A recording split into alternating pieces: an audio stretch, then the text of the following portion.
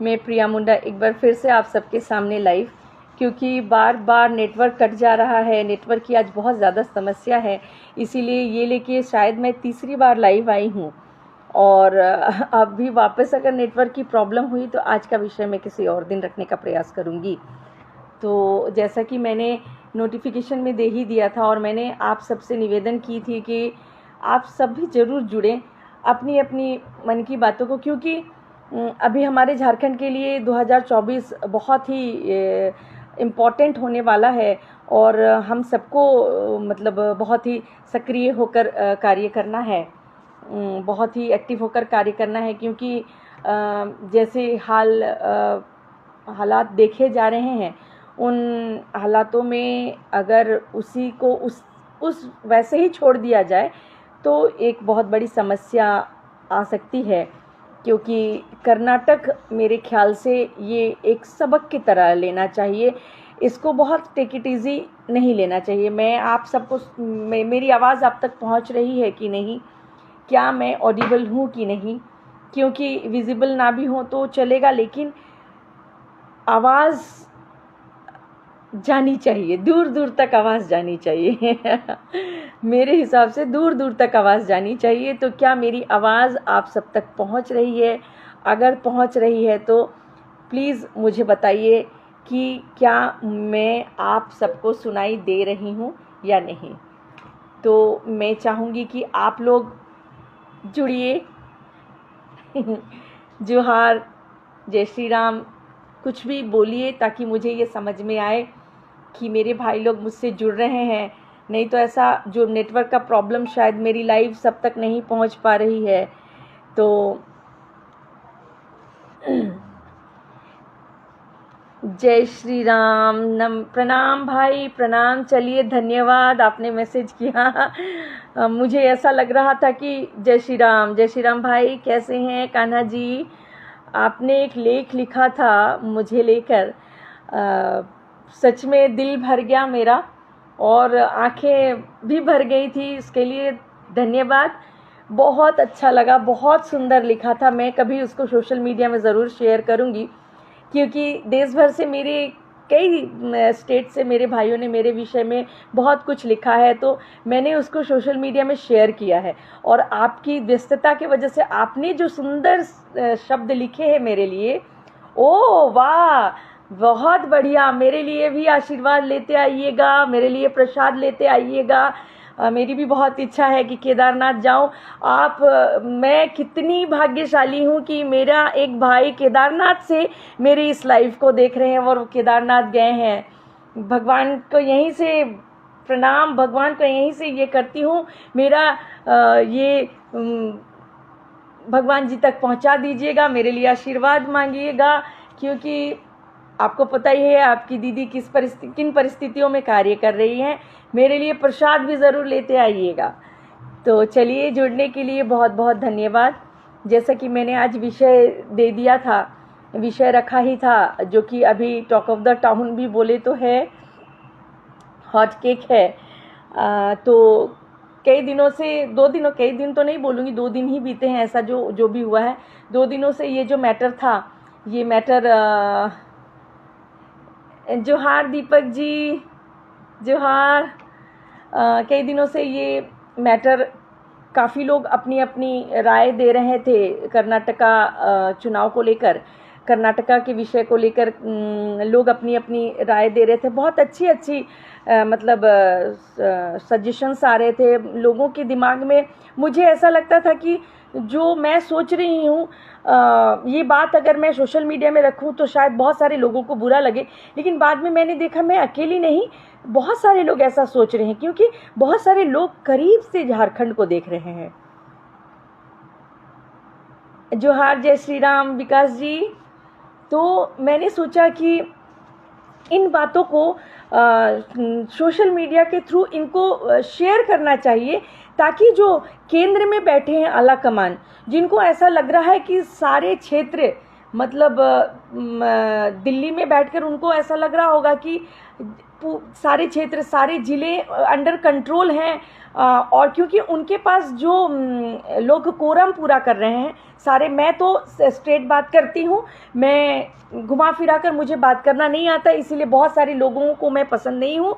तो मैं बार बार ये बात कहती हूँ कि मैं सामाजिक कार्य या समाज की बातों को किसी के पसंद आने के लिए नहीं करती हूँ, समाज के विकास के लिए करती हूँ। जिनको मेरी बातें पसंद नहीं आती इसमें मैं कुछ नहीं कर सकती, जिनको पसंद आती है उनको धन्यवाद, और जिनको पसंद नहीं आती मैं कहूँगी मेरी लाइफ से हट जाइए, मुझे ब्लॉक कर दीजिए, मत सुनिए।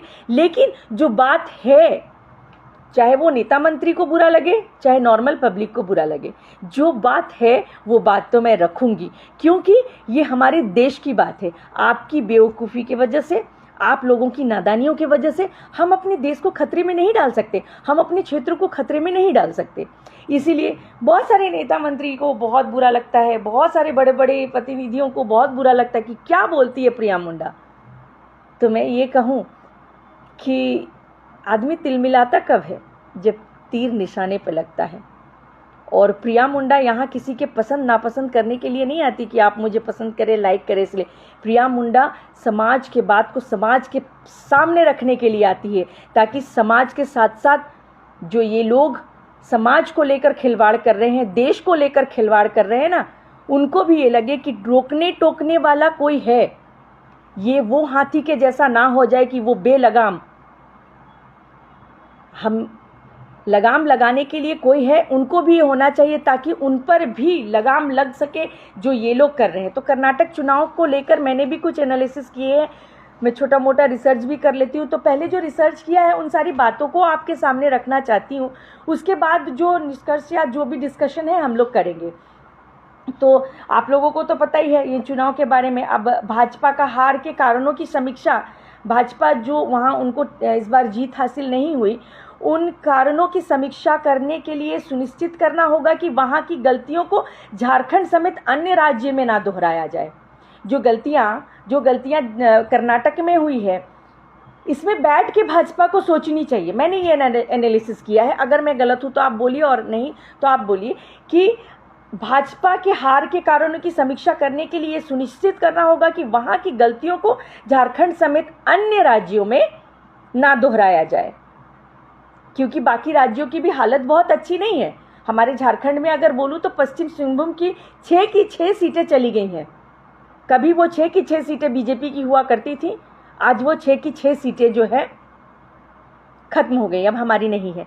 तो अगर इस विषय को, जोहार भाई, दीपक भाई जोहार, इस विषय को बैठकर अगर नहीं सोचेंगे, क्योंकि ये पूरे देश का मामला है, हमारे क्षेत्र का मामला है।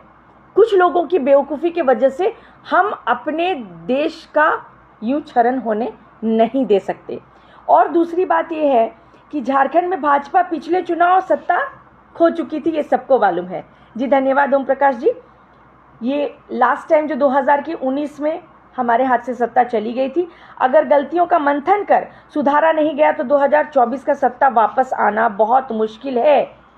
क्या कर्नाटक से भाजपा कुछ सीख सकती है? सीखनी ही चाहिए। कर्नाटक में जो हुआ उससे क्या भाजपा कुछ सीख सकती है? मेरा ये प्रश्न है और मैं ही जवाब दे रही हूँ, और आप लोग भी ज़रूर बोलिए कि कर्नाटका में जो हुआ है या हमारे पश्चिम सिंहभूम की जो हालत है, 6 की 6 सीट हमारे हाथ में नहीं है, इससे भाजपा को सीखनी चाहिए, सबक लेनी चाहिए। अगर नहीं लेते हैं तो इसका परिणाम बहुत ही खराब होगा। फिर हमारे, जैसे कि कर्नाटक में मैंने कल एक वीडियो देखा कि नेशनल फ्लैग को उतारा जा रहा है और कुछ और फ्लैग लगाया जा रहा है। भारत देश में रह रहे हैं और नारा कहीं और का लगाया जा रहा है। ये पूरे देश में यही होगा। अगर केंद्र में बैठे लोग, उनको ऐसा लगता है कि एवरीथिंग इज ओके, वहाँ से वो कुछ स्लोगन दे रहे हैं, कुछ स्लोगन उनका चलता है कि हम भ्रष्टाचार मुक्त जो है हम भ्रष्टाचार मुक्त भारत की कल्पना कर रहे हैं, हम ये कर रहे हैं, हम वो कर रहे हैं, बहुत सारी चीज़ें हम कर रहे हैं, तो सिर्फ केंद्र में बैठ के करने से नहीं होगा, उसको हर जिले में ऐसे लोगों को अपॉइंट करना पड़ेगा जो इस पे नज़र रखे कि जो केंद्र से जो बातें आ रही हैं वो कुछ सारे जो राज्य हैं, बाकी राज्य, उनमें इम्प्लीमेंट हो रहे हैं कि नहीं, उनमें वो लोग, वहाँ के विधायक सांसद उस पर चल रहे हैं, या सिर्फ कोरम पूरा करके दिल्ली पहुँचा रहे। और यहाँ की हालत जस की तस है, और है ही जस की तस हालत है, और वो मैं आपको ज़रूर आगे विषय में रखूँगी, उसमें आप देखेंगे। मैं इसमें जवाब नहीं दूंगी दोस्तों, क्योंकि मेरा भाई भी साथ में लाइव में जुड़ चुका है, और तो भाई को मैं कभी भाई को पलट कर कभी जवाब नहीं देती। अब भाई जो कहता है उस पर मैं कुछ नहीं कहती, क्योंकि मेरा भाई मेरे लिए दुनिया में सबसे प्यारा है। हाँ, गलती, मुझे इतना कॉन्फिडेंस है कि मेरा भाई कभी गलत नहीं बोलता, और मेरा भाई जो भी बोलता है मैं उस पर जवाब नहीं देती। इसीलिए वो कुछ बोल रहा है, भाजपा के ठेकेदारों को सोचना चाहिए, नहीं सोचते। भाजपा के ठेकेदार क्यों सोचेंगे, जवाब नहीं देना है आपको, लेकिन भाई दे रही हूँ कि वो क्यों सोचेंगे। अगर वो सोचने लगेंगे तो कोठियाँ बड़ी बड़ी कैसे बनेंगी, बड़े बड़े बिजनेस कैसे बनेंगे, बड़े बड़े होटल्स कैसे बनेंगे, बड़े बड़े पेट्रोल पंप्स कैसे बनेंगी, बड़ी बड़ी प्रॉपर्टी कैसे बनेंगी, लग्जरी कार कैसे आएंगी। ये तो आला कमान को सोचना है कि जो स्लोगन हम लगा रहे हैं, जिस ये को लेके लक्ष्य एक हम कर रहे हैं, बिल्कुल ये जो कर रही है, मैं, हो सकता है बहुत सारे लोगों को बहुत बुरा लगे, बहुत बड़े बड़े नेताओं को बुरा लगे, तो आपको मैं अच्छा लगने के लिए कार्य नहीं कर रही हूँ। समाज में जितने भी बड़े नेता मंत्री को जो बुरा लगे, मुझे कोई फर्क नहीं पड़ता, क्योंकि मैंने कई बार कहा मुझे किसी चीज़ की लालसा नहीं है। जो गलत है मेरे पूर्वजों ने मुझे सिखाया है, जो गलत है उसका साथ कभी मत दो, और अगर कहीं सही है तो उसको ज़रूर सामने लाओ। तो इसीलिए बहुत सारे ऐसे लोग हैं, बहुत सारे नेता मंत्री की मैं आंख में खटकती हूँ। उनको लगता है क्या कर रही है ये प्रिया मुंडा, हमारे बने बनाए खेल को बिगाड़ रही है। तो मैं खेल को बिगाड़ नहीं रही हूँ, आप लोग जो ये देश समाज और ये हमारे क्षेत्र से खेल रहे हैं, उससे आपका लगाम कसने का प्रयास कर रही हूँ। और मैं लाइव इसीलिए नहीं आ रही हूँ कि मुझे कुछ इससे ये करना, मैं लाइव इसीलिए आती हूँ और बार बार आप लोगों से कुछ मुद्दों पे, हर बार मैं ये नहीं कहती कि आप इस लाइव को शेयर करें, लेकिन आज के लाइव को ज़्यादा से ज़्यादा इसीलिए शेयर करें क्योंकि ऊपर जो बैठे हैं हमारे लोग, दिल्ली में जो बैठे हैं हमारे माननीय प्रधानमंत्री जी, गृह मंत्री जी और बड़े बड़े जो नेता मंत्री, उन तक ये बातें पहुंचनी चाहिए कि आप लोग जो सपना लेकर ऊपर चल रहे हो, क्या हर जिले में ये माना जा रहा है। तो जो मैंने अभी पिछला मैंने एनालिसिस किया है, जो मैंने रिसर्च किया है या उसको मैंने बताया कि झारखंड, मतलब क्या कर्नाटक से झारखंड भाजपा कुछ सीखेगी? नहीं सीखेगी। मैं ये कहती हूँ यहाँ के नेता मंत्री बिल्कुल नहीं सीखेंगे, लगाम ऊपर से कसनी होगी। अगर सीखनी होती तो पिछले 2019 में हमारे हाथ से सत्ता नहीं चली गई होती। वो बिल्कुल नहीं, उनको कोई फर्क नहीं पड़ता कि समाज में क्या हो रहा है, उनको कोई फर्क नहीं पड़ता कि देश किधर जा रहा है, कोई फर्क नहीं पड़ता, बस उनको वो सीट चाहिए, बाय हुक और बाय क्रूक उनको वो सीट चाहिए। वो इसीलिए नहीं है कि भाई मैं यहाँ पे हूँ, मेरे पास कुछ पावर है, मेरे पास कुछ पोजीशन है, तो उस पावर और पोजीशन को यूज़ करके समाज में कुछ अच्छी चीज़ें कर सकूँ, उसीलिए नहीं है। इसीलिए नेता मंत्रियों को कोई फर्क नहीं पड़ता कि कर्नाटका में क्या हुआ, हमें क्या है, हम देखेंगे अपना, मैं अपना सीट जीत जाऊँ, बाकी सीट कोई भी जीते ये मुझे फ़र्क नहीं पड़ता, बस मैं अपनी सीट जीतनी, मेरा सीट जीतना बहुत ज़रूरी है। इसीलिए मैं कह रही हूँ कि इस लाइव को ज़रूर ज़्यादा से ज़्यादा शेयर करें ताकि ये पार्टी के राष्ट्रीय अध्यक्ष तक ये बात पहुँचे कि आप लोग तो वहाँ आराम से बैठे हैं और इंस्ट्रक्शन दे रहे हैं, और यहाँ पे बड़े बड़े नेता मंत्री हर जिले से, झारखंड की बात कर रही हूँ मैं, हर जिले से मतलब एक कोरम पूरा किया जा रहा है, और उसके प्रमाण है मेरे पास। मैं हर लाइव में किसी भी विषय को लेके आती हूँ तो मैं कहती हूँ कि प्रिया मुंडा बिना प्रमाण के कोई बात नहीं करती। मेरे पास प्रमाण है कि यहाँ के सारे प्रतिनिधि सिर्फ और सिर्फ कोरम पूरा कर रहे हैं। अगर कोरम पूरा नहीं कर रहे होते तो पश्चिम सिंहभूम की 6 सीटें हमारे हाथ से नहीं गई होती। और ऐसा लग रहा है कि अभी भी खुटी है, ये है, वो है, गोड्डा है, ये ऐसे करके जिस तरह से पश्चिम सिंहभूम हाथ से निकल गया है ना, उस तरह से धीरे धीरे बाकी भी क्षेत्र है, बाकी भी जिले हैं, वो निकलते जाएंगे। जय श्री राम पूरन जी। तो मैं जो कह रही हूँ कि जो कर्नाटक में हुआ उससे झारखंड के लोग, माने झारखंड के लोग सीखेंगे कि नहीं? बिल्कुल नहीं सीखेंगे। वो सीखना ही नहीं चाहते। वो सीखने थोड़ी आए, समाज को सुधारने थोड़ी आए, अपना बैंक बैलेंस बनाने। स्ट्रेट कट बात, कोई पॉलिश नहीं, कोई बटरिंग नहीं, कुछ नहीं, सीधी बात, नो बकवास की सीधी बात। यहाँ लोग, हमारे प्रतिनिधि लोग हमारे समाज को ठीक करने नहीं आए हैं, अपना बैंक बैलेंस को ठीक करने के लिए आए हैं। अगर ठीक करने आए होते तो यहाँ पर कल बहुत सारी चीज़ें हैं जो मैं निकाल के दिखाऊंगी। बहुत सारे कार्यकर्ताओं ने बहुत सारी बातें झारखंड के लिए किया और मैं खुद जानती हूँ। मैं खुद क्षेत्रों में, मैं गांव-गांव घूमती हूँ। अभी 2024 आ रहा है तो हमारे प्रतिनिधि लोग घूमेंगे, बहुत सारे कार्यक्रम करेंगे, लेकिन जनता, पब्लिक बेवकूफ़ नहीं है। आपके कुछ दिन घूम लेने से सिर्फ कुछ नहीं होगा, आपके क्षेत्रों में कार्यक्रम करने से सिर्फ कुछ नहीं होगा। हम लोगों को अपने अपने क्षेत्रों में विकास चाहिए। आपके कार्यक्रम से हमारा कुछ होने जाने वाला नहीं है जी। मोदी जी के नाम से कहां तक जीतेंगे? जीत नहीं सकते भाई। सिर्फ मोदी नाम से कितनी दूर तक, कहां तक जीत पाएंगे? मैंने अपने क्षेत्र में मुझे गांव-गांव में कुछ लोगों ने ऐसा किया कि इस बार अगर चेहरों को बदला नहीं गया, अगर बीजेपी ने अपने जो ये पार्टी, इनको फॉर्मेट नहीं मारा ना, तो हम अब घर पे बैठे रह जाएंगे। कुछ जो सीट है हमारी बीजेपी सीटें हैं, जो लोग कई पीढ़ियों से बीजेपी को सपोर्ट करते आ रहे हैं, उनका भी ये कहना है कि इस बार अगर इन्होंने फॉर्मेट नहीं मारा, कार्यकर्ताओं या प्रतिनिधियों या माने जो क्या कहते हैं, जिनको टिकट दे रहे हैं, उनको अगर फॉर्मेट नहीं मारा तो हम घर से ही नहीं निकलेंगे। क्योंकि इनको वोट देकर हमको क्या करना है? हमारे क्या, हम इतना ये करके जाते हैं, हमें क्या मिलता है? Big zero.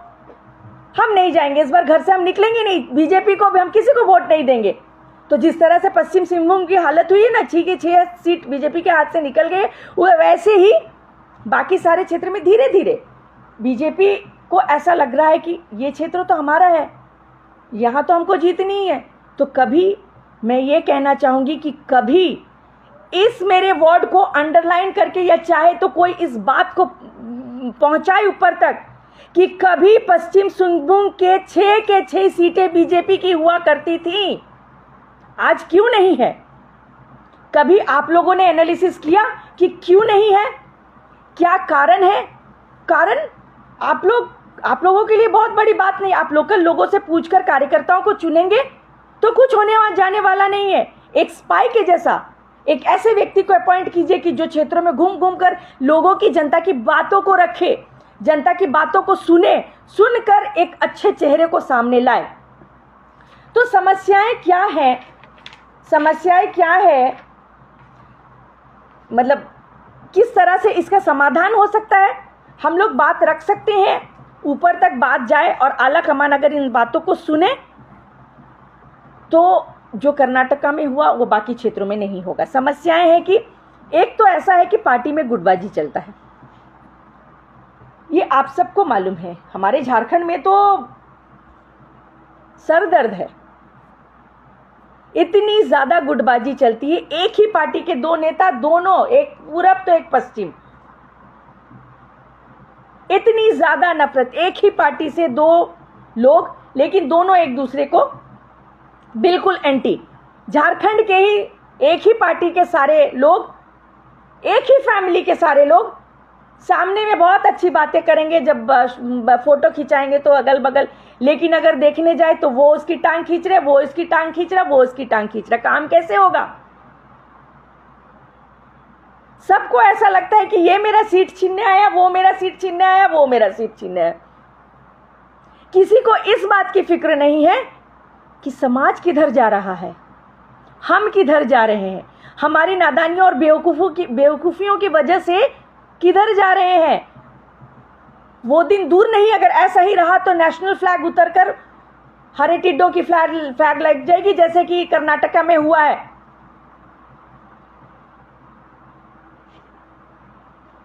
बिल्कुल ये तो होगा ही, क्योंकि क्या है समस्या। चलिए, पार्टी में गुटबाजी है, जातिवाद है, परिवारवाद है। आपको बहुत आश्चर्य लग रहा होगा कि प्रिया दीदी ये क्या बोली कि बीजेपी में जातिवाद है। हाँ बिल्कुल है, उस पर मैं बात करूंगी। परिवारवाद, ये भी मैं बात करूंगी। लेकिन और एक बात ये भी कहना चाहूंगी कि चटुकार लोगों की चमचागिरी पे यहाँ पे पार्टी चल रही है। जो जितनी चमचागिरी कर सकता है उसको पार्टी में लिया जाएगा।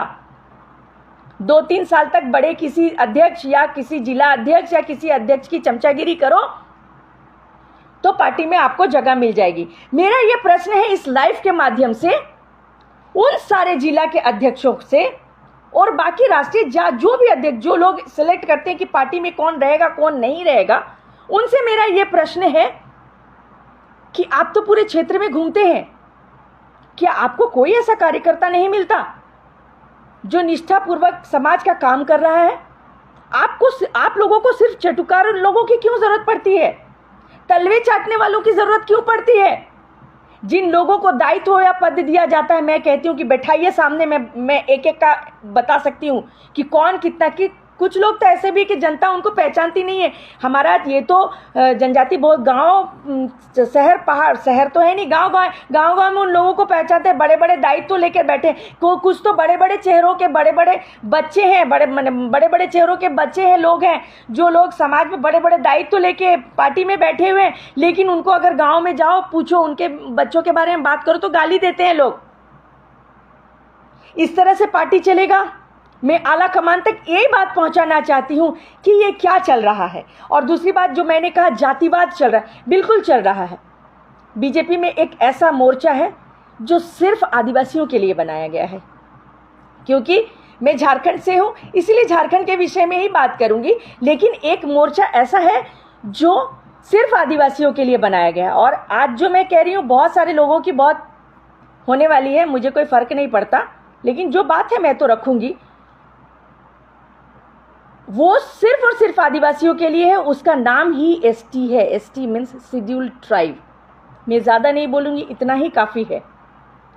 और पूरे राष्ट्र के, मतलब हमारे पूरे देश के जितने जनजातियों के लिए वो पार्टी के, उसमें उस जनजाति के माने जितने भी देश के 700 जनजातियाँ हैं, वो 700 जनजातियों को उससे जोड़ना है, एक मतलब ये बनानी है और अच्छे से जनजाति के विकास में कार्य करना है। तो बाकी क्षेत्रों के बारे में तो मुझे नहीं पता, देश के बाकी क्षेत्रों के बारे में। मैं झारखंड के विषय में कहूँगी, 32 जनजातियां हैं झारखंड में। और उस पार्टी में मैं ये नहीं कह रही कि 32 के 32 जनजातियों को आप उस पार्टी में ले लीजिए, लेकिन कम से कम ये तो प्रयास किया जा सकता है कि संथाल से किसी संथाली को ले लिया, होलैंड से किसी हो को ले लिया, उरांव लैंड से किसी उरांव को ले लिया, मुंडा लोगों के यहाँ से किसी मुंडा को ले लिया। और ऐसा नहीं है कि हर क्षेत्र में, मैं तो संथालों के साथ भी मैं काम कर रही हूँ, मैं हो लोगों के साथ भी, संथालों के साथ में मैं उड़ीसा में काम कर रही हूँ, पश्चिम सिंहभूम में मैं हो के साथ काम कर रही हूँ, सिमडेगा क्षेत्र में मैं उरांव लोगों के साथ में काम कर रही हूँ, और हमारा ये खूंटी क्षेत्र है जहाँ मुंडा बहुल क्षेत्र है, यहाँ मुंडाओं के साथ काम कर रही हूँ। हर क्षेत्र में, चाहे वो संथाल हो, मुंडा हो या उरांव हो, हर क्षेत्र में कई ऐसे कार्यकर्ता हैं जो रात दिन एक करके खतरों से खेलकर अपने समाज को बचाने का प्रयास कर रहे हैं, लेकिन उनको नहीं लिया जाता है। पार्टी में उन लोगों को लिया जाता है जो जिनको कुछ नहीं आता, जिनको जनता गांव-गांव तक पहचानती नहीं है, लेकिन जो उस मोर्चा के हेड ऑफ द डिपार्टमेंट में बैठे, उनकी चमचागिरी करो या उनके चमचों की चमचागिरी करो तो बस उस पार्टी में उन लोगों को लिया जाएगा। और तो और मैं बता दूं, ये मोर्चा एसटी मोर्चा मतलब शेड्यूल्ड ट्राइब्स के लिए बनाया गया है। शेड्यूल्ड ट्राइब्स में 700 ऑल ओवर इंडिया, 32 जनजातियाँ हमारे झारखंड में। तो मैं बोल रही हूँ 32 जनजातियों को लेना संभव नहीं है, लेकिन मिक्स तो आप कर सकते हो ताकि सब लोगों को आप रिलेट कर सको। लेकिन आपने यहाँ एक ट्रेंड चलाया, सुनकर बहुत सारे लोगों को, उरांव लोगों को हो सकता है बुरा लगेगा, लेकिन आप देखिए ना जाकर, आप देखिए एसटी मोर्चा में सिर्फ उरांव लोग भर के हैं। मैं भी उरांव ही हूँ, मुंडा शादी में हुआ है, लेकिन जो गलत है उसको तो बिल्कुल रखूँगी, चाहे उसके लिए मुझे कोई भी प्राइस क्यों ना पे करना पड़े। जो गलत है उसको गलत तो मैं बोलूँगी ही। क्या सिर्फ पूरे झारखंड में उरांव जनजाति ही है? मुंडा हो, संथाल कोई नहीं है? आपके मोर्चा में सिर्फ क्यों उरांव लोग ही हैं? मैंने तो यहाँ तक भी सुना है कि एक ये ट्रेंड चलाने का प्रयास हो रहा है कि हो मुंडा संथाल के तो सीएम बन गए, अब हम लोगों की बारी है। ये आप लोग क्या कर रहे हैं? ये जातिवाद आप लोग क्यों ला रहे हैं? ये सब सोच और ये सब थिंकिंग के वजह से, और ये जो आप लोग ट्रेंड चला रहे, इसके वजह से कहीं ना कहीं बीजेपी को नुकसान हो रहा है। आला कमान को ये सारी बातें देखनी चाहिए, इन सारी बातों को बैठकर सीरियसली सोचनी चाहिए। जय श्री राम भाई। और जो समस्याओं पे हम बात करने आए हैं, अभी अमित भाई जुड़े हैं, अभी मैंने देखा जी, अमित भाई जय श्री राम। आपका मैंने कल एक देखा, अमित भाई किस तरह से, मैं पढ़ के सुनाती हूँ। अमित भाई ने एक बहुत ही सेंसिटिव बात को रखा है। उन्होंने रखा है, बीजेपी के बारे में रखा है कि हकीकत भी यही है जो वार्ड तक, या अपने, जय श्री राम भाई, आपके कमेंट को पढ़ रही हूँ, और ये सिर्फ कमेंट नहीं है, अमित भाई ने जो कहा है ये सिर्फ ये नहीं कि लोग लिखने के लिए लिख रहे हैं। मैं अमित भाई ने क्या लिखा है मैं आप लोगों को बताती हूँ, और ये बिल्कुल इन्होंने 100% सही कहा, ऐसा ही चल रहा है। हकीकत भी उन्होंने क्या लिखा है मैं आपको सुनाती हूँ कि हकीकत भी यही है कि वार्ड तक या अपने पंचायत में भाजपा के जनाधार को नहीं बढ़ा या बचा नहीं सकता है, वैसे लोगों को पार्टी में पद देकर जमीनी कार्यकर्ताओं को अपमानित किया जाता है। अभी थोड़ी देर पहले मैंने आपको बोला, और रसातल में भेजने का काम करते हैं। और यही अगर चलता रहा ना, कि जो लोग एक्चुअल काम कर रहे हैं उन लोगों को आप लोग अपमानित करेंगे, तो जो एक्चुअल कार्य करने वाले हैं वो कहीं गायब हो जाएंगे, और ये चटुकार और तलवा चाटने वाले और चमचे लोग रह जाएंगे, और चमचों से कोई काम होने वाला नहीं है। तो इस बात को जो है आला कमान को सोचना है। ये बात बहुत ज़्यादा सेंसिटिव है। और एक भाई है कोई मानिकचंद सेठ जी, उन्होंने, मैं ये उनके वॉल से ले रही हूँ, एक बहुत ही फेमस पत्रकार हैं पंकज भाई के वॉल से मैंने ये लिखा है। जी धन्यवाद अमित जी। हम लोगों को ये बात रखनी है, डरना नहीं है, क्योंकि हमारे राज्य, हमारे देश के साथ हम खिलवाड़ सिर्फ किसी के बैंक बैलेंस को बढ़ाने के लिए अपने राज्य के साथ या अपने देश के साथ या अपने क्षेत्र के साथ खिलवाड़ करने नहीं देंगे। वो लोग मनमानी कर रहे हैं तो हम लोग लगाम लगाने का प्रयास करेंगे। कहीं ना कहीं से तो शुरुआत करनी पड़ेगी, और आप जैसे भाइयों का अगर साथ और समर्थन रहा तो इन जैसे प्रतिनिधियों का बैंड बजाने में समय नहीं लगेगा। इनको अपनी जगह बताने में इनको सुधरना पड़ेगा। अगर नहीं सुधरे तो आला कमान को कुछ ना कुछ करना पड़ेगा। और फिर भी अगर आला कमान ने कुछ नहीं किया तो जिस तरह से पश्चिम सिंहभूम में देखने को मिला, कर्नाटक में देखने को मिला, बाकी और क्षेत्रों में झारखंड के देखने को मिलेगा।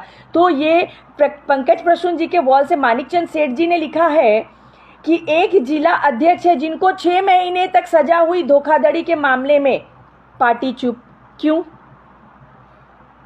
एक सांसद प्रतिनिधि है, आपराधिक मामले में एफआईआर है, माल भी जब्त हुआ, शान से सांसद के साथ चलते हैं, पार्टी चुप क्यों? पार्टी क्यों चुप है? पार्टी का तो स्लोगन है ना, भ्रष्टाचार मुक्त भारत। तो ये भ्रष्टाचार में नहीं आता है क्या?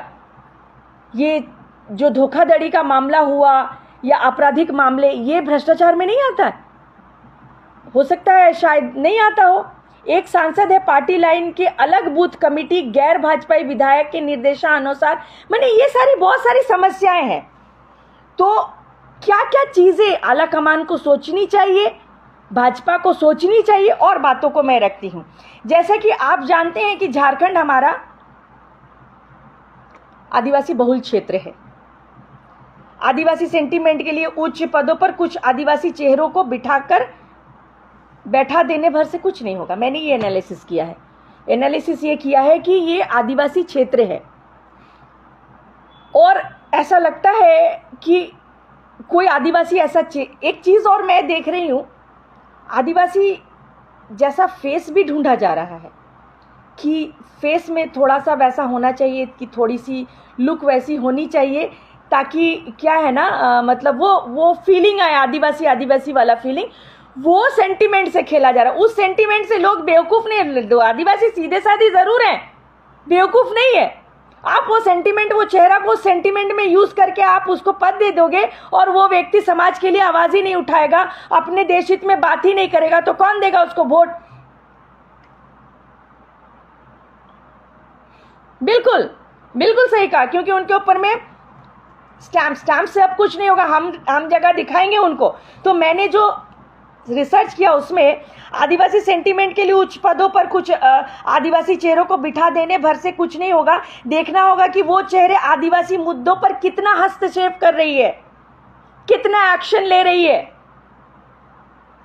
मैं बता दूं कि हमारा जो जनजाति बहुल क्षेत्र है और खूंटी जो है, सबको पता है। खूंटी की बात अगर मैं आप सबको बता दूं तो वो भगवान बिरसा मुंडा की जन्मस्थली है। पूरे देश क्या, पूरे वर्ल्ड को पता है भगवान बिरसा मुंडा के बारे में। किसको नहीं पता है?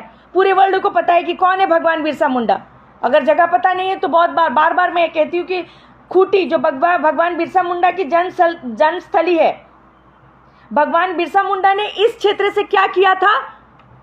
अंग्रेजों को खदेड़ कर भगाया था, और उनको खदेड़ कर भगाने के लिए जो उन्होंने आंदोलन किया था, उसके वजह से उनको अपने प्राणों की आहुति देनी पड़ी। लेकिन उसके बाद समाज ने इस क्षेत्र के विकास के लिए जिम्मेदारी जिन प्रतिनिधियों को दी, क्या उन्होंने अपने लंबे कार्यकाल में उल्लेखनीय कार्य किए हैं? मैं फिर से बोलती हूँ, मैंने इस एनालिसिस में लिखा है, आप लोग रिकॉर्डेड लाइव भी देख लीजिएगा और फिर मुझे जरूर रिप्लाई कीजिएगा कि भगवान बिरसा मुंडा के बाद विकास की जिम्मेदारी जिन प्रतिनिधियों को दी गई है, वो लोग लंबे कार्यकाल में क्या उल्लेखनीय कार्य किए हैं? तो मैं ये कहती हूं पूरे प्रमाण के साथ कि नो, नहीं। कोई क्या और जवाब देगा? मैं ये कहती हूं कि बिल्कुल नहीं। और मैं और एक एनालिसिस आप लोगों को बताती हूं कि भगवान बिरसा मुंडा के बाद जिनको भी ये बागडोर दी गई है कि ये जो क्षेत्र है ये एक ऐतिहासिक क्षेत्र है, और जिनके हाथों में ये बागडोर दी गई है, क्या वो लोग कर पाए हैं? मैं तो कह रही हूँ, मेरा जन्म ही है 1976 का, उसके बाद जो भी है। तो मैं खूंटी के विषय में बता दूं, 1989 से 1999 तक लोकसभा सीट जो है हमारे भाजपा के पास थी। मैं टोटल बता देती हूँ, 1989 से 2024 तक, बीच में एक बार सिर्फ 2004 में एक कांग्रेस की एक बार ये आई थी। तो जो है 30 साल के कार्यकाल में, अवधि में 25 साल जो है भाजपा ने राज्य, माने यहाँ पे भाजपा की पार्टी थी। तो मैं ये, हाँ, भाई ने एक बात कहा, उस पर मैं बात करना चाहूँगी। भाई ने कहा कि माल्यार्पण करते हैं।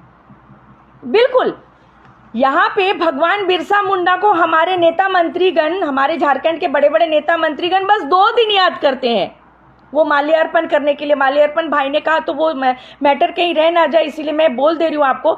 भगवान बिरसा मुंडा को जो जन्मदिन है वो है 15 नवंबर, और एक है 9 जून। ये 2 दिन जो है 9 जून और 15 नवंबर 2 दिन नेता मंत्रीगण पूरे उलिहातू में दिखाई देंगे, माल्या अर्पण करेंगे, उनके पूर्वजों उनके वंशजों को धोती कुर्ता देंगे, उस दिन उनसे जाएंगे, फोटो खिंचाएंगे। उसके बाद 4 दिन की चांदनी, फिर वही अंधेरी रातें। 4 दिन की भी नहीं, यहाँ एक टाइम की, एक बेला की चांदनी और मैंने रोशनी, चांदनी तो नहीं बोलूँगी, दिन की रोशनी, मैंने दिन का कार्यक्रम होता है। उसके बाद फिर अंधेरी रातें। आप कभी उलिहातू आइए और उलिहातू आकर देखिए कि भगवान बिरसा मुंडा के वंशजों की हालत कितनी दयनीय है। ना तो उनके पास प्रॉपर बिजली है, ना पानी है, ना अपना छत है, क्योंकि उनके नाम की जो जमीन थी 18 डेसिमल वो भी सरकार ने ले ली बिरसा मुंडा के समाधि, हो पता नहीं समाधि नहीं, बिरसा मुंडा की याद में कुछ चीज़ें बनाने के लिए। और उन्होंने कहा था कि हम जो है आपको और कहीं ज़मीन देंगे। आज तक उन्होंने नहीं दिया, वो बेचारे कहीं और शरण लेके हैं। और तो और बता दूं, बिरसा मुंडा के पड़पोते के बच्चे सब्जियों को बेचकर अपनी पढ़ाई लिखाई कर रहे हैं। पड़पोते के बेटों के बच्चे सरकारी स्कूल में किसी तरह से पढ़ रहे हैं। और यहाँ देखिए, इस क्षेत्र के नेता मंत्रियों के घर में कई लग्जरी कारें हैं, पेट्रोल पंप्स है, बड़ी बड़ी बिल्डिंग कोठियां हैं, लेकिन जिस नाम से जीत रहे हैं वो नाम ही कहीं गायब है। शर्म आनी चाहिए उन लोगों को कि जन्मस्थली में बैठकर भगवान बिरसा मुंडा की जो उन्होंने जो बलिदान दिया है उनको अपमानित कर रहे हैं। वो कहीं ना कहीं बैठकर रो रहे होंगे ये दुर्दशा को देखकर। और अभी ये बात बोलूं कि एक बहुत बड़ा मामला खूंटी से आया है मनरेगा घोटाला का, जिसमें आप लोगों ने सुना होगा पूजा सिंघल जी का नाम आया है कि उस वक्त में वो वहाँ पर थी और एक बहुत बड़ा, कितने 18 करोड़ के आसपास की ये कैलकुलेशन है, 18 करोड़ का मतलब मनरेगा घोटाला हुआ। तो क्या खूंटी में आकर एक महिला आईएएस ने 18 करोड़ का जो मनरेगा घोटाला जो है उन्होंने अकेले किया? अगर अकेले किया, वो अकेली जिम्मेदार है पूरे खूंटी में इतने बड़े मनरेगा घोटाले में, she is only responsible for that, then ये बहुत बड़े शर्म की बात है उस क्षेत्र के प्रतिनिधियों के लिए कि एक महिला आपके क्षेत्र में घुसकर लूटपाट खसोट कर चली गई और आप मजे देखते रह गए। और अगर वो अकेली नहीं थी तो बाकी नाम कहाँ हैं? अगर वो अकेली थी तो ये हमारे वहाँ के प्रतिनिधियों के लिए शर्म की बात है कि जो एक इतना बड़ा ऐतिहासिक जगह है जहाँ से भगवान बिरसा मुंडा ने धूल चटा दिया था, अंग्रेजों को खदेड़ कर भगा दिया था, उसी जगह में एक महिला आती हैं और आकर लूटपाट करके चली जाती हैं और आप लोग तमाशा देखते रहते हैं। फिर आप लोग उस पद में क्यों हैं? आप लोगों को तो स्वेच्छा से इस्तीफा दे देना चाहिए, शर्म से इस्तीफा दे देना चाहिए। और अगर वो अकेली नहीं थी तो बाकी नाम कहाँ है? क्योंकि 18 करोड़ कोई मामूली छोटा मोटा रकम नहीं है, एक बहुत बड़ा रकम है। तो उतने बड़े रकम के लिए और जो लोग भी जिम्मेदार हैं उनके नाम कहाँ हैं? और वो नाम, अगर कुछ और नाम है इसमें, वो नाम अगर बाहर नहीं आए तो आने वाले दिन बहुत मुश्किल होने वाले हैं बीजेपी के लिए। तो मैं जो ये कह रही थी कि ये एक जनजाति बहुल क्षेत्र है, यहाँ पे आप किसी के भी सेंटिमेंट को, आदिवासी नेता के सेंटिमेंट को बिठा के आप अगर करेंगे, और ये 20-25 साल, मैं बता दूं 25 साल की कार्यकाल में हमारा बीजेपी के हाथों में रहा है, और तो फिर क्या कार्य हुए? 5 साल अगर होता तो मैं कुछ नहीं बोलती, 5 साल में भी नहीं किया जा सकता, ऐसी बात मैं नहीं कह रही हूँ, 5 साल में भी बहुत कार्य किए जा सकते हैं, लेकिन माफ़ी चाहूँगी, 30 साल एक बहुत बड़ा समय होता है, बहुत बड़ा समय। उस समय में तो पूरे क्षेत्र की काया पलट हो जानी चाहिए थी। लेकिन आप खूंटी क्षेत्र में विजिट करने के लिए आइए, आपको लगेगा किसी गांव में आप घुस गए। इतना बड़ा ऐतिहासिक जगह, वहां घुसिए तो गांव के जैसा लगेगा। और तो और आदिवासी बहुल क्षेत्र है, तो आदिवासी की समस्याओं को तो पहले देखनी चाहिए। आदिवासी को कौन सी समस्याएं हैं, आदिवासियों के साथ में क्या क्या परेशानियां हैं, ये सारी चीज़ें देखनी चाहिए। और आदिवासी के साथ में अभी प्रमुख समस्या क्या है? धर्मांतरण, गांव गांव तक बिजली पहुंचाना, शिक्षा, स्वास्थ्य योजनाओं को गांव गांव तक पहुंचाना। तो 30 साल के कार्यकाल में अभी तक गांव गांव तक बिजली पहुंची क्यों नहीं है? सड़क, शिक्षा, स्वास्थ्य, धर्मांतरण, पलायन जैसी समस्याएं अभी भी वैसे की वैसे क्यों है 25 सालों में? 25 साल क्या कम है?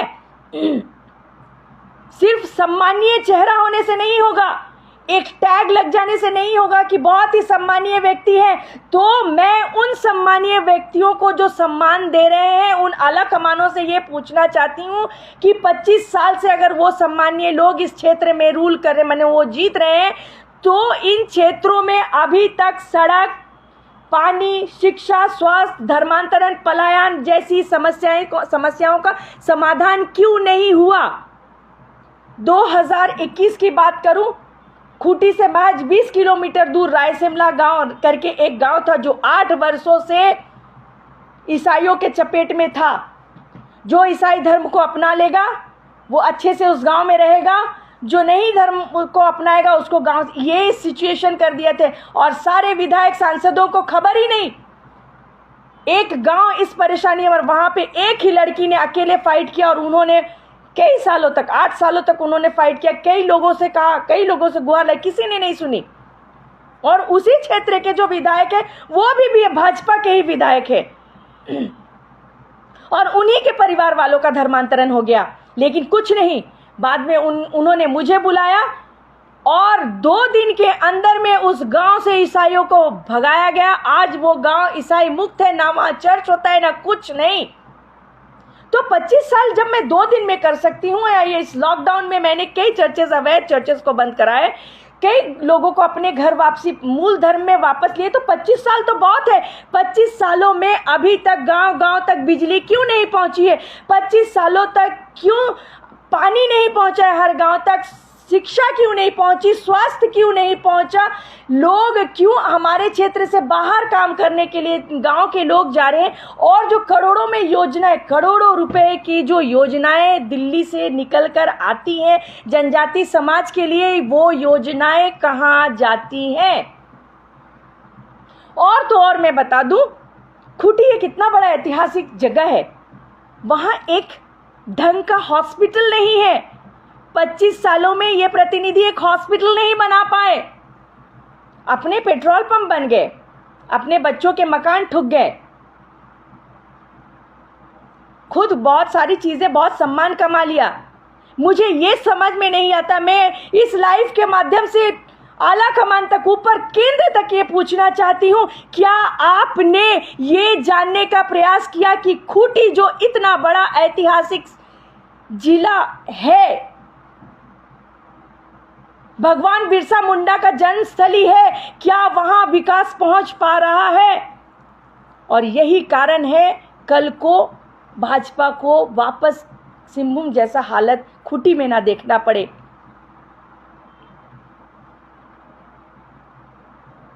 बिल्कुल सही कहा अमित जी आपने। तो मैं ये कह रही हूं कि ये सड़क, शिक्षा, पानी, धर्मांतरण, पलायन, ये स्वास्थ्य, ये सब छोड़िए, खूंटी में इतनी बड़ी ऐतिहासिक जगह में 30 सालों में एक हॉस्पिटल नहीं बना। जमीन की कोई कमी नहीं है, मुझसे मांगिए ना, हमारी पुश्तैनी जमीनें बहुत है, वहां पर हम दे देंगे।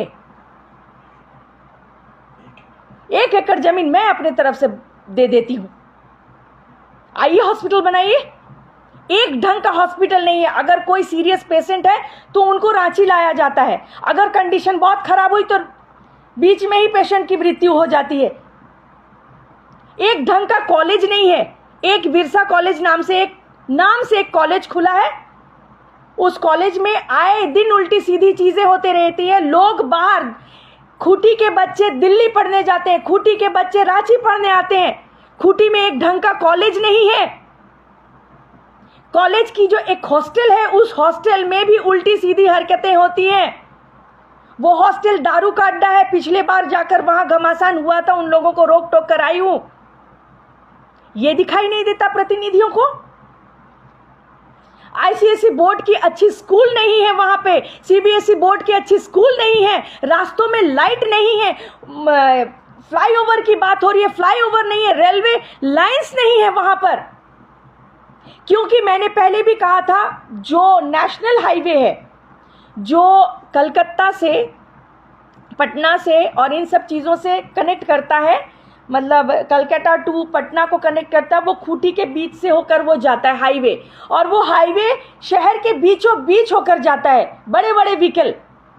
और गांव में, माने हमारे खूंटी में 2 दिन बाजार लगता है, एक सोमवार को और एक बृहस्पतिवार को बाजार लगता है, और वहाँ वो रास्ते के किनारे में बाजार लगता है। गांव के लोग बाजार करने जाते हैं और हेवी व्हीकल्स वहाँ से जाते हैं, कई एक्सीडेंट्स होते हैं। लेकिन वहाँ ओवरब्रिज की बात हुई थी, बाईपास की बात हुई थी, लेकिन कुछ नेता मंत्रियों ने क्या किया, उस बाईपास को इसीलिए दबा दिया क्योंकि अगर बाईपास बन गया तो उनके अगल बगल में जो पेट्रोल पंप है वो छुप जाएंगे और उनका बिजनेस कहीं डामाडोल हो जाएगा।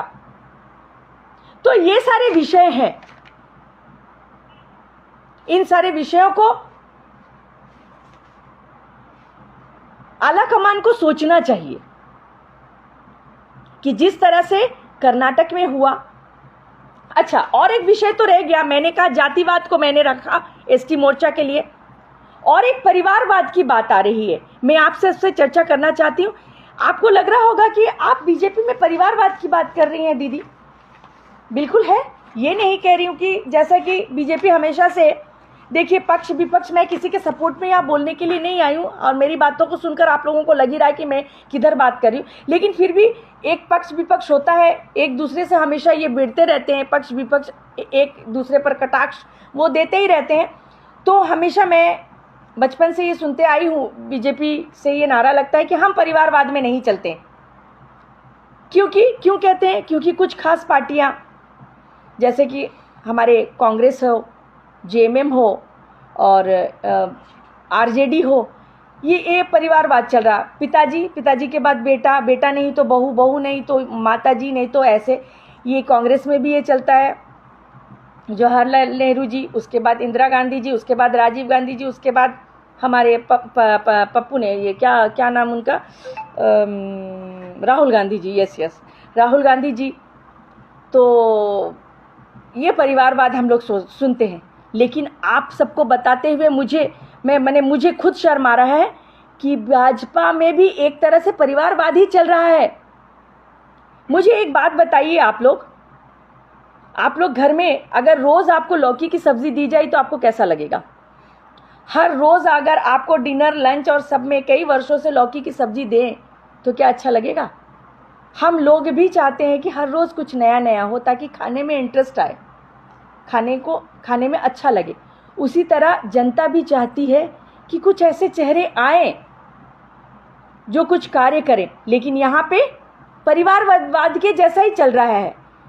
मतलब कुछ विधायक 25 सालों से बैठे हैं, 30 सालों से बैठे हैं,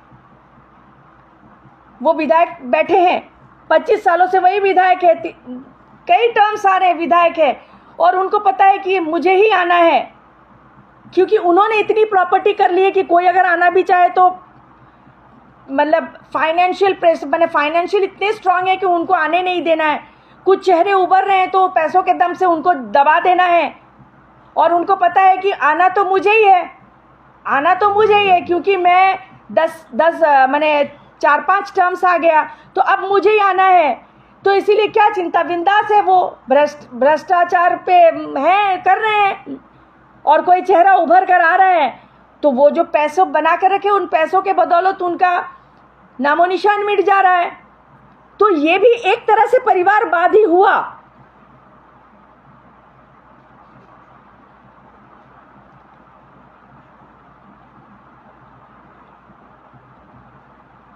हाँ, अनुकंपा ही हुआ, ये अनुकंपा ही हुआ। मानते हैं इसको, अनुकंपा मान सकते हैं। 25 सालों से आप बैठे हैं तो आप ही बैठे हैं, जनता बोर हो जाती है। इस बात को भाजपा को समझनी होगी। फॉर्मेट मारना पड़ेगा पार्टी को, भाजपा को अब अपनी पार्टी को फॉर्मेट मारना बहुत ज़रूरी है, क्योंकि एक ही चेहरे देखते देखते लोग बोर हो गए हैं। नए नए एक्सपेरिमेंट्स करने होंगे, नए नए चेहरे हैं। मैंने दो बात को मैं रखना चाहूँगी। जब ये सारी चीज़ों को मैं एक बार दिल्ली में एक बहुत बड़े व्यक्ति के साथ मैंने कहा उनको कि क्षेत्र में बहुत समस्याएं हैं, प्रतिनिधि सांसद हो चाहे विधायक हो, वो सही से ये नहीं कर रहे, क्यों नहीं आला कमान इसको देखती है। तो उन्होंने कहा दीदी 100 करोड़ की जनता है और कहाँ कहाँ देखेंगे, हमारे प्रधानमंत्री जी कहाँ कहाँ तक नज़र रखेंगे। तो मैं ये कह रही हूँ कि छोटी छोटी बातों को, हमारे एक भाई हैं रासबिहारी शाह जी जुड़ना चाहते हैं, मैं प्रयास करती हूँ।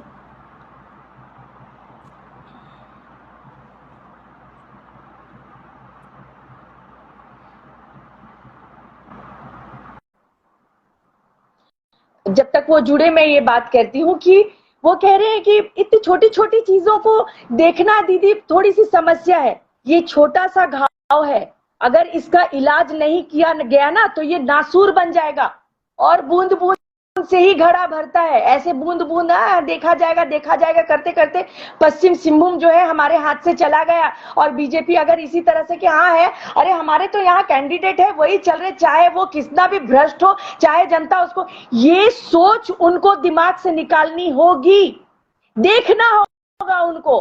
वो कहेंगे चेहरा नहीं है, तो चेहरा बनाया चेहरा कब तक आप प्लांट करते रहिएगा? बने बने चेहरे कुछ को तराशना भी पड़ेगा। और अगर आप लोकल लोगों से पूछकर चेहरा मांगेंगे तो कोई देने वाला नहीं है। आज हिंदू क्यों संख्या में ज्यादा होने के बाद भी क्यों मारे काटे जलाए जा रहे हैं? क्योंकि टांग खींचने वाला अपना ही कोई है। तो इसीलिए अगर आप क्षेत्र के किसी भी व्यक्ति को पूछेंगे कि इस क्षेत्र में उभरता हुआ कौन व्यक्ति है कार्य, तो बोलेगा कोई नहीं है, कोई नहीं है, क्योंकि हिंदू ही हिंदू की टांग खींचता, वो कभी नहीं चाहेगा। वो फिर जाके अपने वहां के स्थानीय विधायक को बोलेगा मैंने ऐसा बोला, फिर वहां से पैसे लेगा।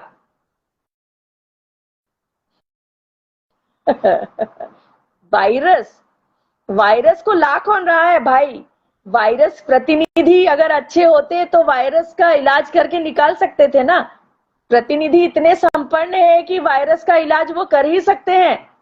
तो ये सारी समस्याएं हैं जो बीजेपी को सोचना होगा कि ये जो चल रहा है परिवारवाद कि 25 सालों से कोई है। उसके बाद अभी एक नई चीजें मैं देख रही हूं कि किसी के पिता थे तो आने वाला चांस उनके बेटे को दे दो, किसी का पति है तो उनकी पत्नी को दे दो। ये चल रहा है। अगर ऐसा ही चला, क्योंकि मैंने खुद क्षेत्रों में जाकर सुना है कि इस बार अगर कुछ चेहरों को, यही सेम चेहरे को रिपीट किया गया तो हम घर से ही नहीं निकलेंगे। फिर जैसा पश्चिम सिंहभूम और कर्नाटक और बाहर दूसरे देशों में हुआ, उसके बाद नेशनल फ्लैग नहीं, हरा हरा फ्लैग सब जो है वो फहरेगा। तो ये सारी चीजें एनालिसिस करने की है। जो परिवारवाद चल रहा है, जो जातिवाद चल रहा है, चटुकारिता चल रहा है, चमचागिरी कौन कितना कर सकता है, इस लाइव के माध्यम से हो सकता है जिला के प्रतिनिधियों को, जिला के अध्यक्षों को बहुत बुरा लगे, लेकिन मैं उनको ये कहना चाहती हूं कि इतने बड़े दायित्ववान पद पर बैठ के क्यों उस पद के साथ में आप अन्याय कर रहे हैं? क्यों ऐसे लोगों को पार्टी में लिया जाता है जो आप लोगों के तलवों को चाटती है, चमचागिरी करती है? ऐसे लोगों को पार्टी में क्यों लिया जाता है? और अगर इस चीज को नहीं सुधारा गया तो पश्चिम सिंहभूम बनने में खुटी को या और बाकी जो क्षेत्र है जो बीजेपी सीट ले रही है वो भी चला जाएगा। तो ये मेरे एनालिसिस थे। ये चल रहा है, खुटी में चल रहा है, बीजेपी निश्चिंत है, उनको ऐसा लग रहा है कि हमारी पार्टी है। तो मैं बीजेपी की और एक चीज को बोल रही हूँ कि आप एक आदिवासी सेंटीमेंट को यूज कर रहे हो, तो क्या आप ये कंफर्म कर सकते हो जिस आदिवासी चेहरे को आप खड़ा कर रहे हो वो हर एक आदिवासी तक पहुंच पा रहा है? जिस आदिवासी चेहरे को आपको ऐसा लग रहा है कि हमने उस क्षेत्र में बिठाया हुआ है उनको ताकि आदिवासी लोगों को कनेक्ट कर सके, तो क्या वो आदिवासी चेहरा हर एक व्यक्ति तक पहुंच पा रहा है? मुझसे पूछिए तो मैं प्रमाण के साथ आपको बोलूंगी कि नहीं। वो सिर्फ कुछ क्षेत्रों में कार्यक्रम कर रहे हैं और चले जा रहे। समस्याएं तो 30 सालों से वहीं के वहीं है। कुछ लोगों को अवार्ड भी मिल चुका है इस क्षेत्र से, क्योंकि वो खुट्टी से है, भगवान बिरसा मुंडा की जन्मस्थली से है, तो बहुत सारे अवार्ड्स भी लोगों को मिले हैं। लेकिन मैं इस लाइव के माध्यम से ये पूछना चाहती हूं कि उनको ये अवार्ड किस लिए दिए गए हैं? 30 सालों से बीजेपी में जीत कर आने के लिए? हम लोग प्रतिनिधियों को क्यों चुनते हैं? मेरा ये पहला लाइव, इससे पहला लाइव ये था कि हमारे प्रतिनिधियों की भूमिका क्या होनी चाहिए।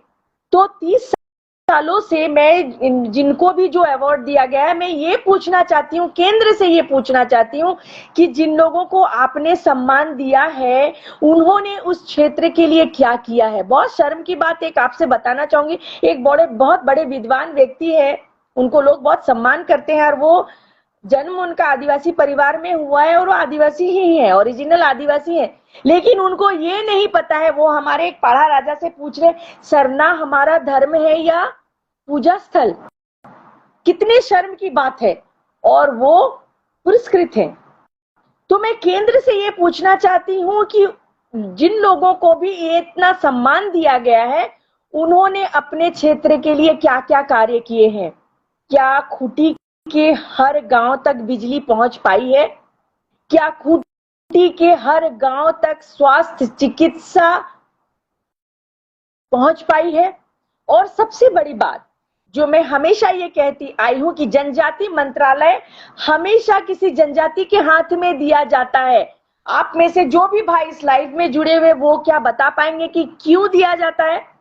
मेरा भाई अगर जुड़ा है तो भाई से मैं पूछना चाहूंगी कि भाई, जनजाति मंत्रालय क्यों एक जनजाति व्यक्ति को दिया जाता है? मैं आप लोगों के आंसर का, मैंने जवाब का इंतजार कर रही हूँ, वेट कर रही हूँ, आप लोग दीजिए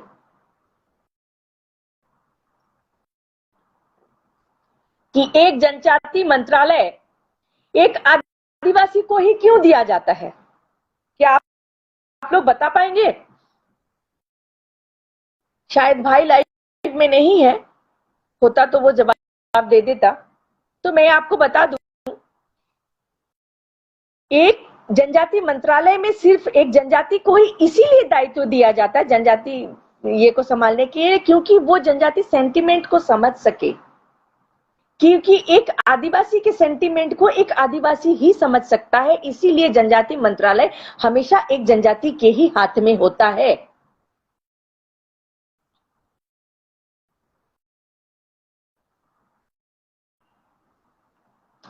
अमित जी कह रहे हैं, मैं आप लोग भी पढ़ रहे हैं फिर भी मैं पढ़ दूं, हमारे गोड्डा लोकसभा क्षेत्र में सांसद 15 सालों से 15 दिन भी ग्रामीण क्षेत्रों में नहीं आए, और ऐसे सांसद क्या उम्मीद कर सकते हैं? आम जनता अब आप समस्या का समाधान नहीं कर सकते। बीजेपी को सोचनी पड़ेगी ये सारी बातें, इसीलिए मैं बोल रही हूँ जितनी शेयर हो सके, क्योंकि सिर्फ ये आपके गोड्डा का विषय नहीं है, झारखंड के हर क्षेत्र में ऐसा ही है।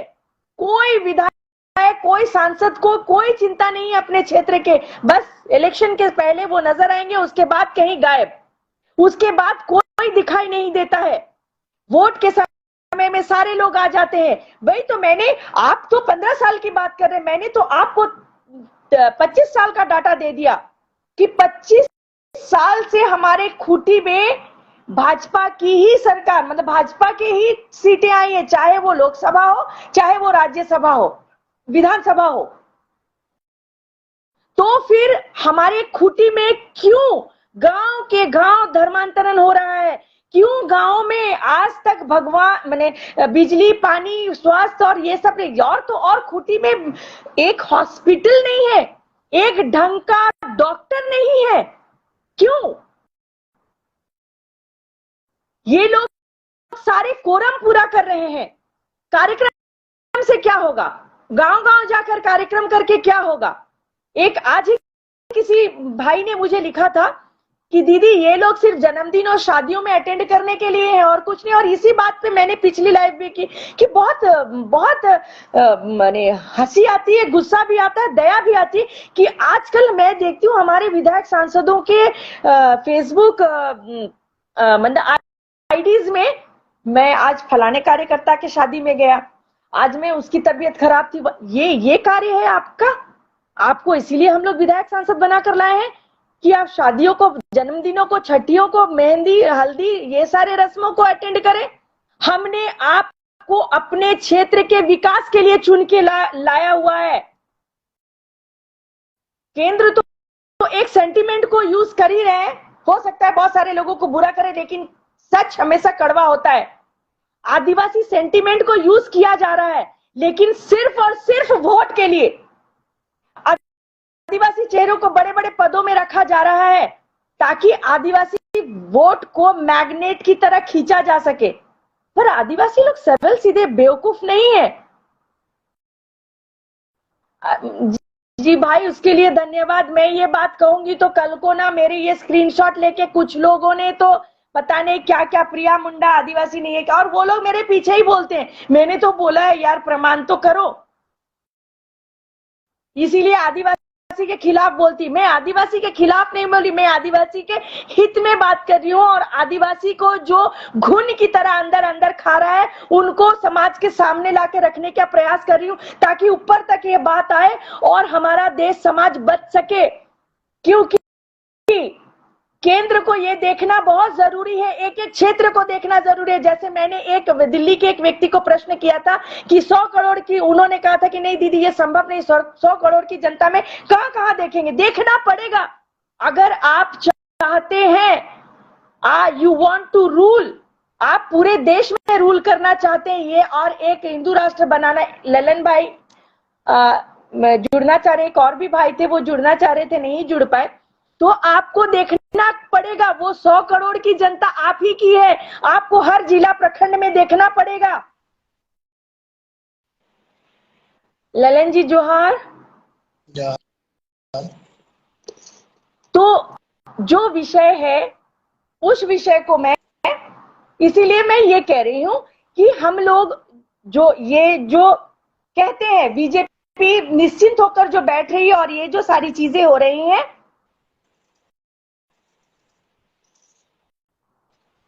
आप कुछ बोलना चाहते हैं? माफी चाहूंगी, कट गया।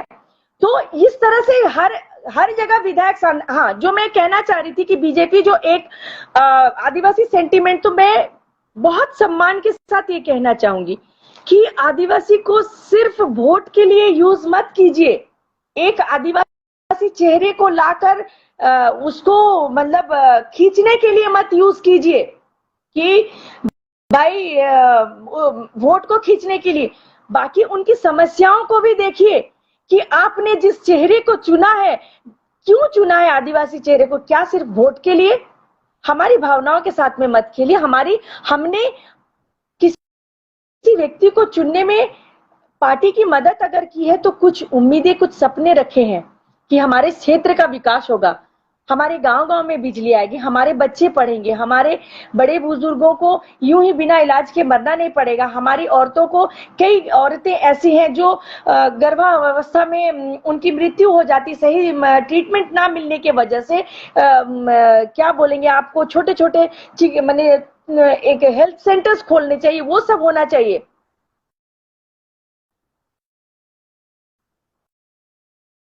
बिल्कुल, इसमें मैं अब नाम तो मैं नहीं ले सकती हूँ, लेकिन ये तो प्रमाण है।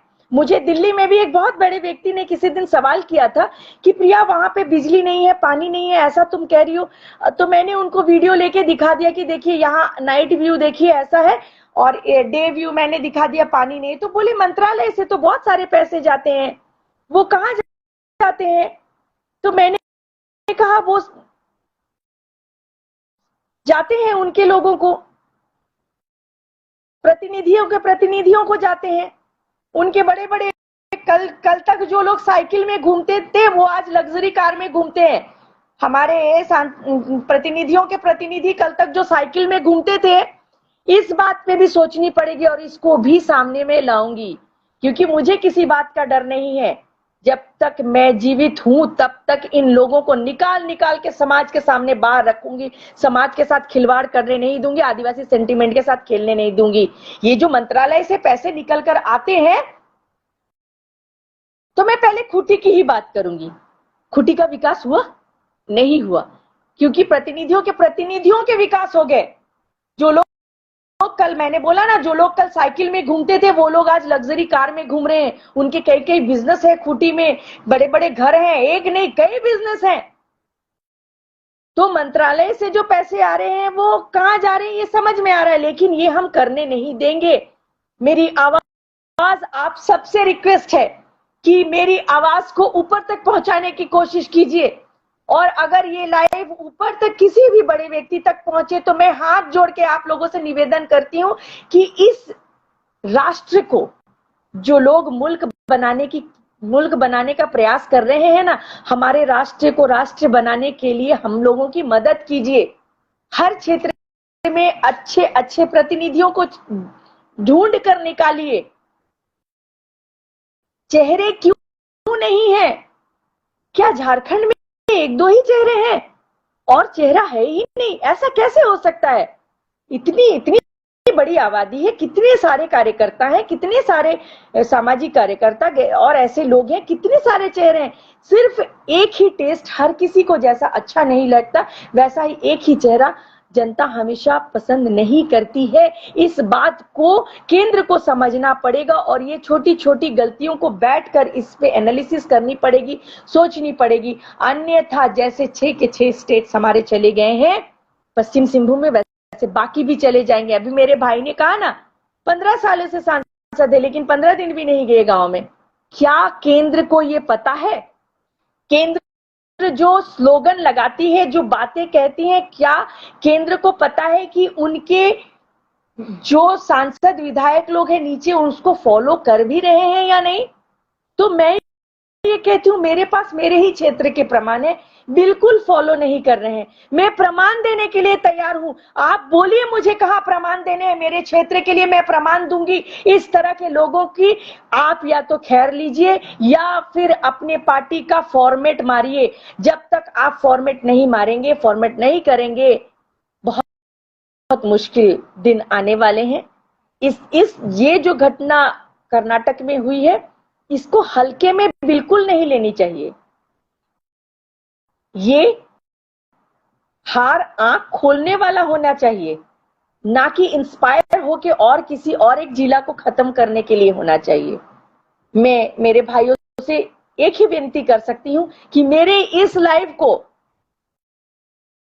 उन तक पहुंचाइए और मैंने जो बात की है उस हर बात को जांचने का प्रयास कीजिए कि मैंने यहां जो भी बातें रखी हैं उन बातों पर जांच होनी चाहिए कि क्या ये बातें सही है। तो आप अगर सही में जांच करेंगे और सही से जांच करता अगर सही रिपोर्ट आप तक पहुंचाएगी तो बिल्कुल नेगेटिव हो रहा है और वो कहीं ना कहीं पार्टी के लिए नेगेटिव जाएगा। तो इसीलिए भाजपा को इसमें मंथन करना चाहिए, इसको सोचना चाहिए, हर जिला अध्यक्ष को इस बारे में सोचना चाहिए। मैं सजेस्ट तो नहीं करूंगी, बस निवेदन करना चाहूंगी, विनती करूंगी कि ये हमारे पूरे राष्ट्र की बात है, हमारे क्षेत्र की बात है। आपकी इन गलतियों और नादानियों की वजह से हमारा यह सुंदर सा राष्ट्र कहीं मुल्क की ओर ना बढ़ जाए। इसको रोकना हमारा कर्तव्य है। मेरे भाइयों से मैं चाहूंगी कि सिर्फ मैं ही नहीं, आप भी इन विषयों में बात को रखें ताकि ये बात केंद्र तक जाए और केंद्र इस पर कोई फैसला ले। जोहार।